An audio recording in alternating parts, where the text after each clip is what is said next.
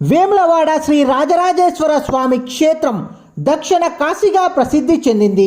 దీన్ని మొదట్లో లేములవాడ, లేముల వాటిక అనే పేర్లతో పిలిచేవారని ఇక్కడున్న శాసనాల ద్వారా తెలుస్తుంది.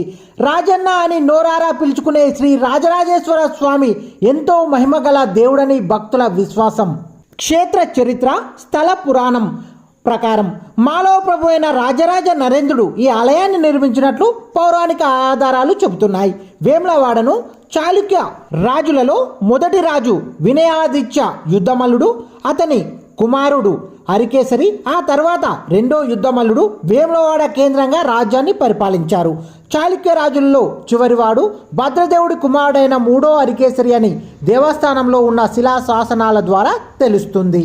ఆలయ ప్రత్యేకత: వేములవాడ శ్రీ రాజరాజేశ్వర స్వామి వారి ధర్మగుండంలో పుణ్యస్నానం చేసి కోడమొక్కు చెల్లించుకోవడం ఈ ఆలయ ప్రత్యేకతగా చెప్పుకోవచ్చు. అయితే భక్తులు స్వామిని దర్శించుకొని ప్రధాన పూజలైన కళ్యాణం, అభిషేకం, అన్నపూజ, కుంకుమ పూజ, ఆకుల పూజ, పల్లకి సేవ వంటి కార్యక్రమాల్లో పాల్గొంటారు.